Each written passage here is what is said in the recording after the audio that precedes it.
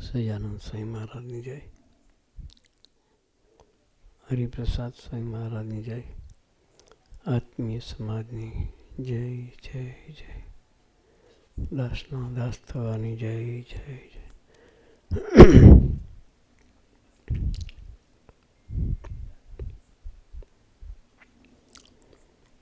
ચિંતન સ્વામીએ આપણને અદ્ભુત ગોષ્ઠી કરી. સ્વામીજીના યુગ કાર્યની ઝાંકી કરાવી. સ્વામીજી અમદાવાદની ધરતી પર ખૂબ આવતા.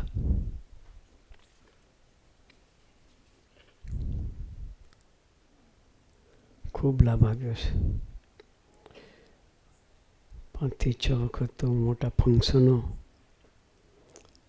અમદાવાદની ધરતી પર કર્યા છે.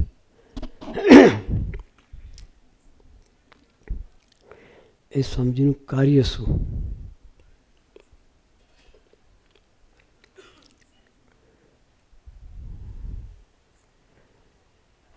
ચિંતન સ્વામી એક સરસ વાક્ય કહ્યું, માખીમાંથી સૂર્ય બનાવવાનો. બુદ્ધિથી વિચાર કરે માખીમાંથી સૂર્ય થાય? ના થાય. પણ એનો મિનિંગ પકડવાનો. માખી જેવો જીવ હોય એની કોઈ કિંમત નથી. એવા જીવને અનંત ગણી કિંમતમાં લઈ જાય. સૂર્યની કેટલી કિંમત? સૂર્ય ન ઉગે તો શું થાય? 5 દિવસ સૂર્ય ન દેખાય, કેટલાય માંદા પડી મરી જાય. કેટલાય માંદા પડીને. એ સૂર્યની તાકાત છે. માખી જેવા જીવને સૂર્ય બનાવવાની વાત એ સામાન્ય હોય. ગમે એવી જીવદશાવાળો જીવ હોય, એકદમ નીચલી કક્ષાએ જીવતો હોય, એને પણ એવું સરસનું જીવન આપે.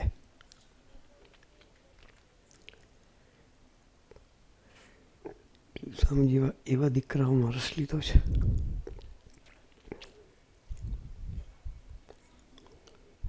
બોમ્બેનો એક દીકરો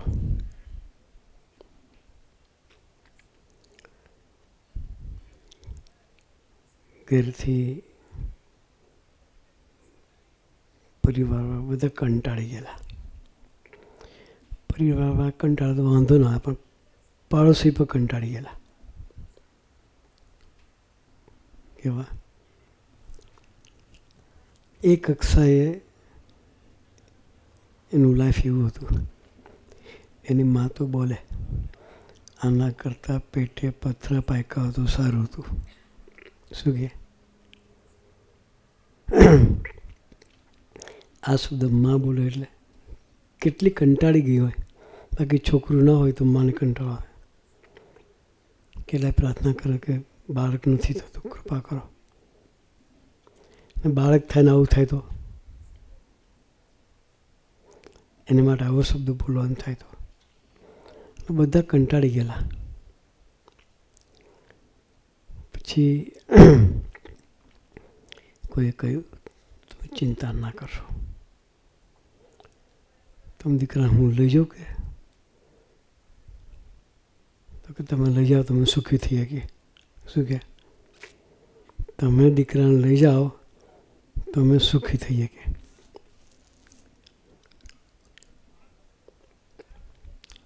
એ ભાઈને ખબર હતી. એ સ્વામીજીના પરિચયમાં હતા. એણે કહ્યું, હું લઈ જાઉં, ચાલો તમારા દીકરાને. લઈ જઈને સ્વામીજી પાસે લાવ્યા. સ્વામીજી ધીરે ધીરે ધીરે કરતા દીકરાના જીવનમાં એટલો રસ લીધો. પેલા ભણતો જ નહોતો. હેત કરીને ભણવાની માર્ગદર્શન આપ્યું, પ્રેરણા આપી, સારા મિત્રોનો સંગ આપ્યો. જેવો સંગ એવો રંગ લાગે. હા, જેવો સંગ એવો રંગ લાગે. સારી સોબત આપે, છોકરો માર્ગે ચડ્યો, વ્યવસ્થિત ભણ્યો, સારી જોબ કરતો થયો. પછી સ્વામીજી એના પેરેન્ટ્સને બોલાવ્યા.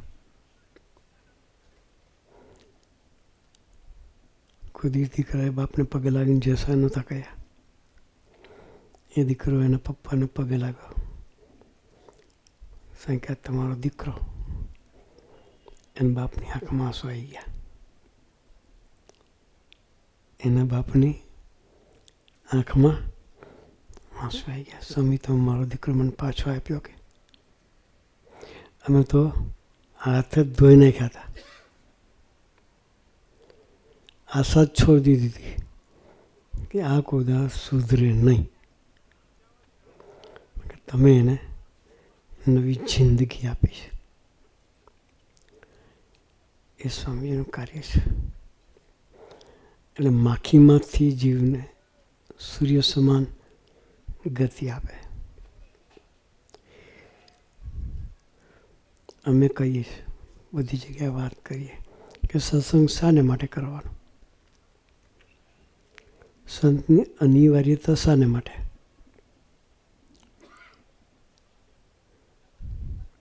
એક જ વાત કરીએ કે દેહને મંદિર બનાવવા માટે. શાને? બીજું ઘરને મંદિર બનાવવા માટે. ઘરને દેહ બે મંદિર થાય એના માટે સત્સંગ કરવો પડે. મંદિર એટલે શું? ઘરમાં ઠાકોરજી પધરાવાની વાત નથી. ઘરમાં ઠાકોરજી પધરાની શિખર મૂકવાની વાત નથી કરતા. જેમ ઠાકોરજી પધરાય છે સરસ જગ્યાએ ઠાકોરજીને બિરાજમાન કર્યા છે. ચોખ્ખી જગ્યા જોઈએ. ભગવાન ક્યાં બેસે? ગંદકી ઉપર ના બેસે. પાગલ હોય ને એ બી ભગવાનને ઉકેડા પણ બેહાડે. બે આટા ઢીલા હોય કદાચ, એને એટલી સેન્સ તો હોય કે ભગવાનને ઉકેડા પણ બેસાડાય. ભગવાનને બેસવા માટે જગ્યા ચોખ્ખી ને પવિત્ર જોઈએ. કેવી જોઈએ? ચોખ્ખી ને પવિત્ર જગ્યા હોય ત્યાં ભગવાન બેસે. ગંદકીમાં ભગવાન ના બેસે. તો આપણે દરેક વ્યક્તિ પોતાનો હૈયું તપાસીએ તો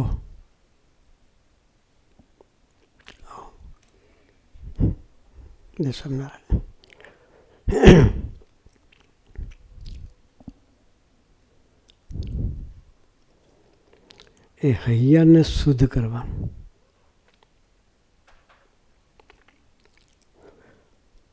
આપણે છે કે હૈયાને અંદર ગંદકી કઈથી જાય?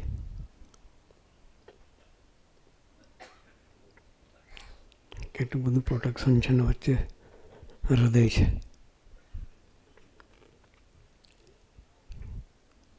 સાત પડ તો ચામડીના છે. કેટલા? મેડિકલ સાયન્સવાળા ચામડીના 7 પડ કે છે. ત્યાર પછી માંસ ને એ બધા લોચા આવે, પછી અંદર હાડકાં આવે.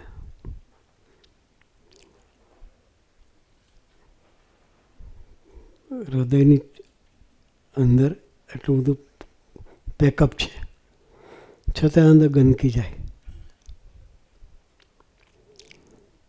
ક્યાંથી જતી હશે?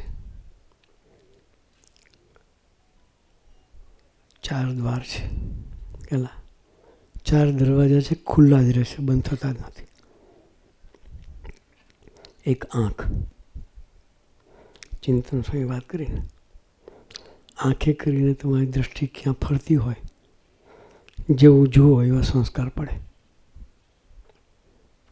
આંખે કરીને યોગ્ય જુઓ સારું જો તો સારી વસ્તુ તમે પકડીને જવાના. એટલે આંખને વિવેક આપશે કોણ? આંખ તો બધાને છે, પણ આંખ શું જોવું, શું ના જોવું, કેવું જોવું, એનો વિવેક આપશે કોણ? એ આંખે કરીને કચરો અંદર પડે છે. ખરાબ જોઈએ એ વૃત્તિ અંદર હૈયાનું વિશે ઠલવાય. બીજું છે કાન. કાનને કોઈ લોક નથી, ખુલ્લા જ રહે છે. આંખને હોવા જાય ત્યારે બંધ થાય, બાકી ખુલે. કાનમાંથી જ સાંભળવા, શબ્દ કરીને અંદર કચરો પડે. સારા શબ્દો બી પડે અને ખરાબ શબ્દો પણ પડે. એની અસર આત્મા પર થાય.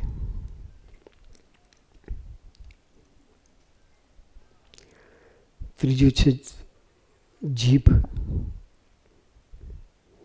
જીભની ડબલ ડ્યુટી. હા, એક બોલવાનું કામ કરે, બીજું ખાવાનું કામ કરે.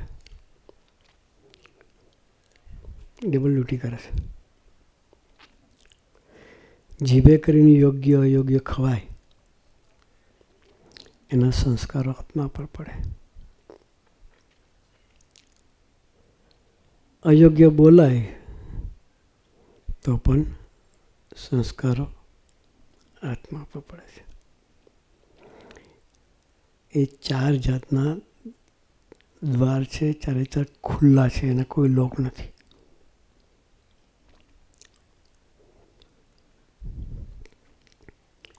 એ બધી ગંદકી અંદર પડે છે. જ્યાં ગંદકી હોય તો ભગવાન ના રહે. દેહને મંદિર કરવાનું હોય, અંદરની ગંદકી સાફ કરવી પડે. જો ગંદકી સાફ ન થાય તો ભગવાન અંદર રહે નહીં. એ ગંદકી સાફ કરવા માટે આવા સંતો જોઈએ,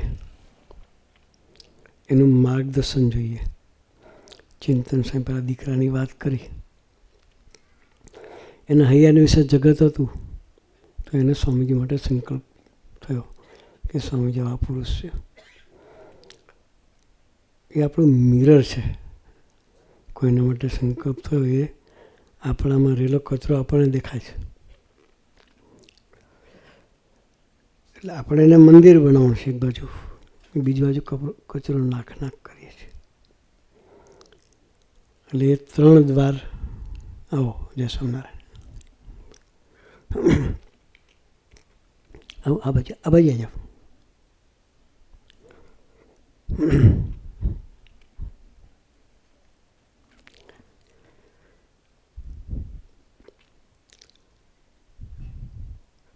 આપણે બહાર જવાનું થાય,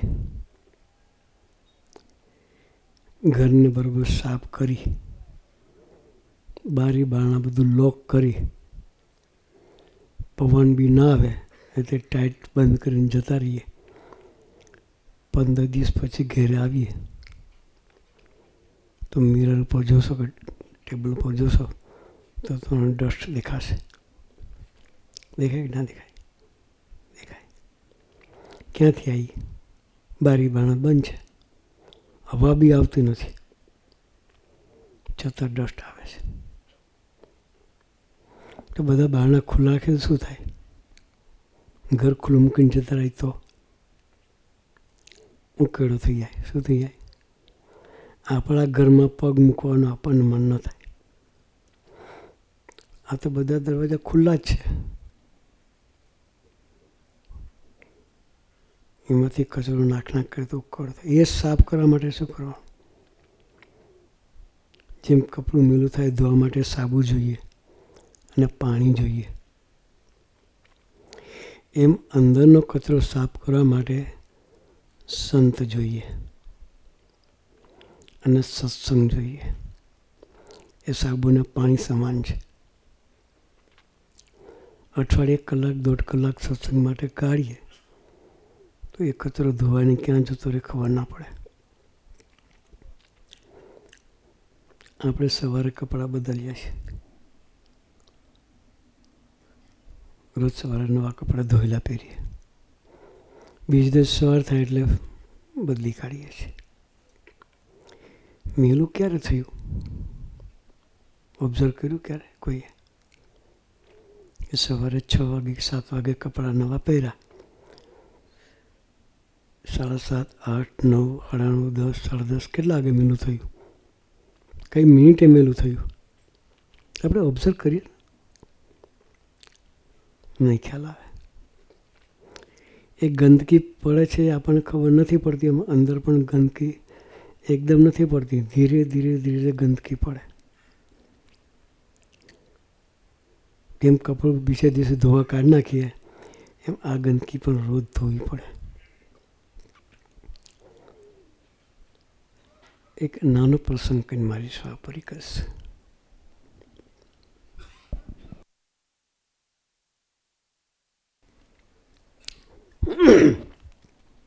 એક નાની કુટેવની વાત કરું ખાલી. એક લંડનથી એક ભાઈ આવેલા. હું વાત કરું 75ની, આજથી 49 વર્ષ પહેલાં, બરાબર? 75 એટલે એક અંકલ લંડનથી આવેલા. એને પોતાના ત્યાં 2 મોટા સ્ટોર, સિગરેટ ને બધું વેચે ત્યાં. એટલે એને પોતાની બી ટેવ ખરી. પીએ એટલે ચેઇન સ્મોકર. સવારે દિવાળી હળગાવે, બીજી વખત દિવાળીનો ઉપયોગ નહીં કરવાનો. સિગરેટ ટુ સિગરેટ એક ઓલો અને બીજી એનાથી જ ચાલુ થાય. એવી એને ટેવ હતી સ્મોકિંગની. મંદિર આવ્યા, એક રૂમમાં બેઠા હતા. એ રૂમમાં દિવાલ પર જેમ સ્વામીજીની મૂર્તિ છે એમ યોગીજી મહારાજની મૂર્તિ હતી, સ્વામીજીના ગુરુની. અને સ્મોક કરતાં કરતાં મૂર્તિ તરફ જુએ. જેવો ધુમાડો બહાર નીકળ્યો એવો મૂર્તિમાં રહેલા યોગીજી મહારાજ આમ આંખો બંધ કરી આમ કરી. આપણે જેમ સ્મોકથી એલર્જી હોય અને કેવું મોઢું બગાડીએ, એવું મૂર્તિમાં રહેલા યોગીજી મહારાજે મોઢું બગાડ્યું. એટલે એને સરપ્રાઈઝ થઈ કે આ ખરેખર સાચું છે કે હું સ્મોક કરું છું મૂર્તિનું મોઢું બગાડે છે. એટલે એણે બીજું શોટ લીધો, આંખો બંધ કરી દીધી. ધુમાડો અંદર જો ગયો તો એના હૃદયને વિશે યોગીજી મહારાજની મૂર્તિના દર્શન થયા. ત્યાં રહેલા યોગી મહારાજ ત્યાં બી મોઢું બગાડ્યું. એને અંદર બી ભગવાન બેઠા છે, ભલે આપણને દેખાતા નહીં પણ છે. દરેકના અહીંયા વિશે ભગવાન બેઠેલા છે. દુનિયાને છેતરાય, એ કોઈ દી ના છેતરાય. અને છેતરનો કોઈ જન્મ્યો નથી. એટલે જેવી સ્મોક અંદર ગઈ એ અંદર રહેલા યોગી મહારાજે પણ મોઢું પાછું બગાડ્યું. એટલે પેલા ભાઈને થયું કે ચાલ હું આ ધુમાડો લઉં છું એ અંદર રહેલા મહારાજને ગમતું નથી. ચેઇન સ્મોકર હોવા છતાં એ સિગરેટ જે ઓલવી એણે ફરી મરતા સુધી એ સિગરેટ હાથમાં ચાલી નથી. એક નાની આટલી કુટેવ પણ ભગવાનથી દૂર લઈ જાય. એટલી અમારા એક સ્વામી હતા, મોટી ઉંમરના હતા, દાદા સ્વામી નામ હતું. એ તો કહેતા હતા, સભામાં વાત કરે, રમૂજ કરતા કે 2 પૈસાની બીડી, 2 ઇંચની બીડી કેટલી લંબાઈ કેટલી હોય સિગરેટની? 2 કે 2.5 ઇંચની, બરાબર ને? કે 2 ઇંચની બીડી 1.5 ફૂટની કાયાને ઉંચકીને બહાર લઈ જાય. તમે બેઠા છો, કોઈને શોટ લાગે તો શું કરો? બધાને વચ્ચે જ પીવાય નહીં, ઊભા થઈને બહાર જતા રહો. કોણ ઉચકી ગયા? 2 ઇંચની બેડી આટલી મોટી કાયાને ઉચકીને બહાર લઈ જાય. અહીંથી સભામાંથી ઉચકીને બહાર લઈ જાય તો ભગવાનથી દૂર લઈ જ જાય. એવી કુટેવો છે શરીર દરેકના જીવમાં. એ કચરો નાખવાની જે ટેવ છે એમાંથી મુક્ત થવા માટે કે એ કચરો નાખેલો સાફ કરવા માટે સત્સંગ જોઈએ. હમણાં અમે ઉત્તર ગુજરાતમાં અમારી સભા હતી. આજની યંગસ્ટરની વાત કરું છું. એક જગ્યાએ સ્વાગત માટે છોકરાઓએ કાર્પેટ બનાવેલી. ઘણી જગ્યાએ કોઈ ફૂલોની કાર્પેટ બનાવે, ઠાકોરજી પધારવાના હોય એના માટે ફૂલોની કાર્પેટ બનાવે.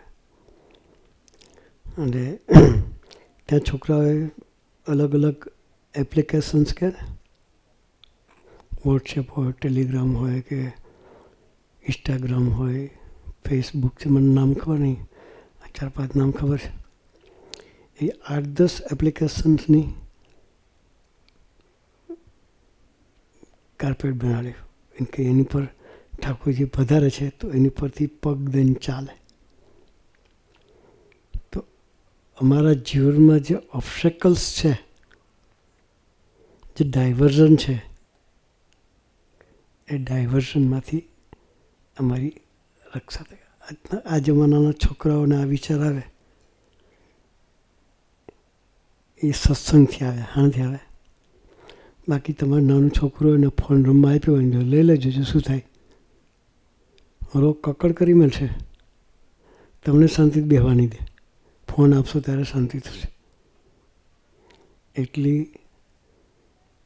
હેબિટ છોકરાઓને થઈ જાય છે. અમે વિચાર કરીએ બધી જગ્યાએ. છોકરાઓને પૂછીએ શામાં ભણો છો? ઘણા છોકરાઓ કે સામાજી વાંચું છું પણ યાદ નથી રહેતું. શું કહે? વાંચું છું પણ યાદ નથી રહેતું. એટલે ધીરેને કહીએ કે તું ફોન વાપરે છે?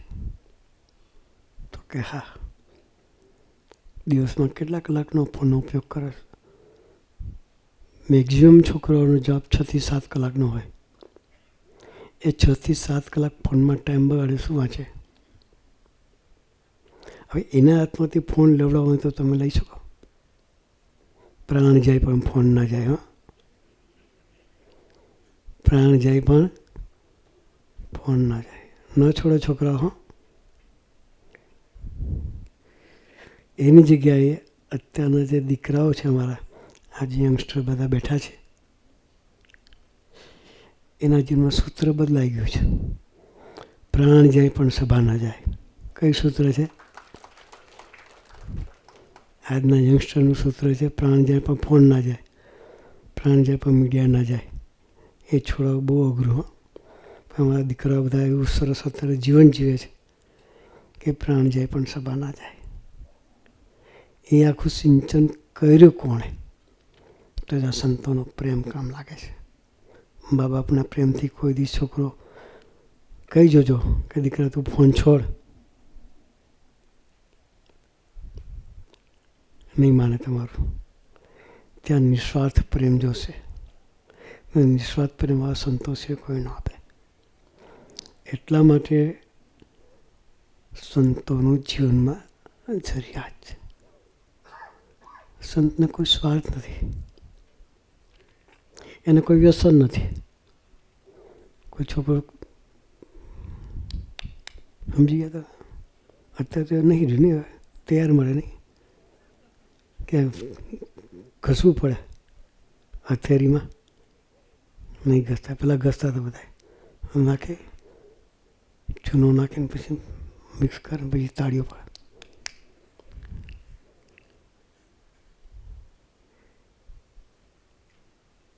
એ કોણ છોડાવે? ત્યાં સંતોનો પ્રેમ જોઈએ. હજારો દીકરાઓ નિર્વ્યસની છે. કેટલા?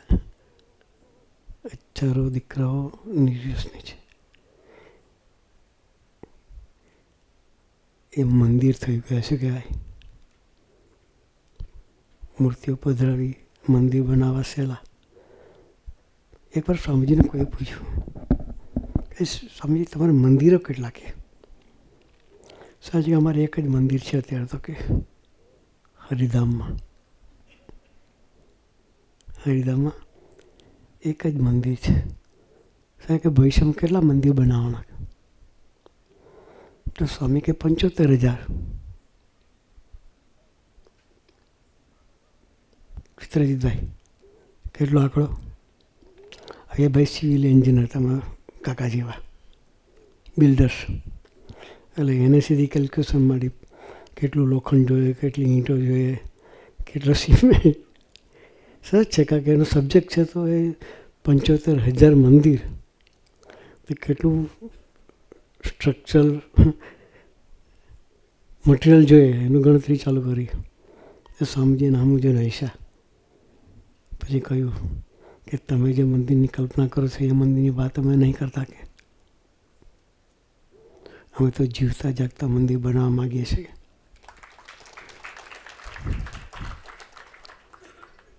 હાલતા ચાલતા મંદિર બનાવવાની વાત છે. દીકરાઓનું જીવન મંદિર બને એ સ્વામીજીનો સંકલ્પ છે. ત્યારે પેલા ભાઈની આંખ ઉઘડી. એ તો પેલા એના કેલ્ક્યુલેશન પ્રમાણે હિસાબ કરવાનું ચાલુ કરી દીધું મનમાં. સ્વામીજી એ ઈંટ સિમેન્ટ રેતીના મંદિર કરવાની વાત નહીં કરતા, અમે જીવતા જાગતા મંદિર બનાવવાનો સંકલ્પ અમારો છે. અને સ્વામીજીના સંકલ્પે અત્યારે 2 લાખ દીકરાઓ એવા સરસ જીવન જીવે છે દેશમાં અને પરદેશમાં.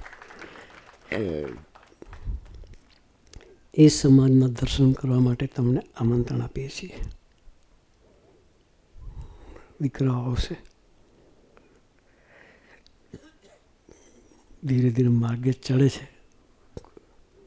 એ સમાજનું દર્શન થાય એટલા માટે 7 તારીખે રવિવાર છે અને સાંજનો સમય છે. બધાને પ્રસાદની વ્યવસ્થા અહીં જ કરીશું. તો ખાસ એ મંદિરોના દર્શન કરવા માટે તમે પધારો એટલી આજના દિવસે અમારા સંત મંડળ તરફથી આપના માટે અભ્યર્થના સહજાનંદ સ્વામી મહારાજની.